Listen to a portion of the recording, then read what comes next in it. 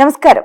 భక్తివన్కి స్వాగతం. నేను రూపానాథళ్ళ. శ్రీ శ్రీ శ్రీ భారతీ తీర్థ పురస్కార గ్రహీత, ప్రముఖ ఆధ్యాత్మికవేత్త, motivational speaker doctor Chekkilla Rajendra Kumar గారు మనతో పాటు స్టూడియోలో ఉన్నారు. వారితో మాట్లాడి పురాణాల్లో మానవ సంబంధాల గురించి తెలుసుకుందాం. సార్, ఇప్పుడు మనం మదర్ టంగ్ గురించి సెంట్రల్ గవర్నమెంట్ ఒక సర్క్యులర్ తీసుకొచ్చింది. దాని గురించి మీరు ఏం చెప్తారు? అది అలాంటి సర్క్యులర్ ఉండాల్సిందేమా. అదేందో అంటే మీకు ఒక రూల్ లాంటిది. ఇప్పుడు మనము రెడ్ సిగ్నల్ పడ్డప్పుడు మనము స్కూటర్ దాటించకూడదని ఉంది, కానీ రెడ్ సిగ్నల్ పడ్డప్పుడు కూడా దాటిస్తున్నాం.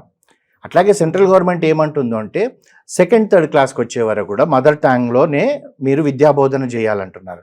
కానీ మనకు ఒక పిచ్చి పట్టింది కదా, ఏంటిది ఇంగ్లీష్ నేర్చుకుంటేనే వాడికి బ్రతుకుందని. మీరు ఒక నిమిషం ఆలోచించండి.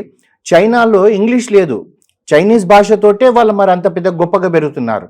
జాపాన్లో వాళ్ళ దగ్గర ఇంగ్లీష్ లేదు, జాపానీస్ తోటే పెరుగుతున్నారు. కొరియా ఉన్నది, కొరియాలో ఈరోజు మనం చూస్తే మీకు హ్యుండాయ్ కారే కావచ్చు, కియా కారే కావచ్చు, మనం చూస్తున్న శాంసంగే కావచ్చు, ఎల్జీ కావచ్చు, ఇవన్నీ కూడా వాళ్ళు ఇంగ్లీష్ నేర్చుకొని చేయలేదండి, వాళ్ళ కొరియన్ భాషలోనే నేర్చుకున్నారు. మనకు ఏమైపోయిందో అంటే ఇంగ్లీష్ నేర్చుకుంటేనే వాడు గొప్పవాడు. ఎందుకంటే ఇంకా మనము బానిస బ్రతుకులైన బ్రిటిష్ వాళ్ళ కాలంలోనే ఉన్నాం. మన మదర్ టంగ్ పెంచాలన్న ఈ దృక్పథం లేదు. అంటే నేను అంటున్నది ఏంటంటే ముఖ్యంగా ఈ తెలుగు వాళ్ళకి ఈ యొక్క అనారోగ్యమైన ఆలోచన ఉంది. మీరు లైబ్రరీస్ ఉన్నాయా?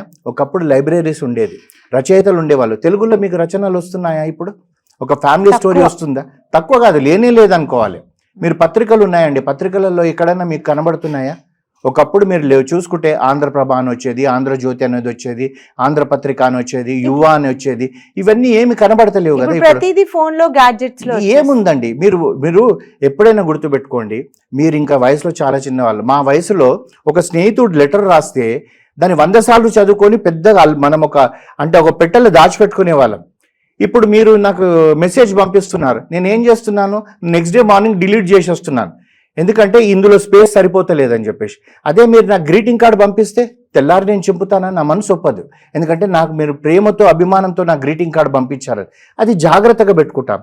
ఆ సాంప్రదాయాన్ని మనం వదిలేసి ఈ యొక్క ఇది మంచిదేనండి. ఇప్పుడు సాఫ్ట్వేర్ రావడం మంచిదే, ఎలక్ట్రానిక్స్ మంచిదే రావడం.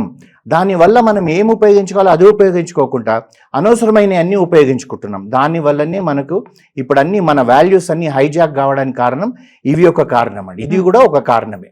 Thank you.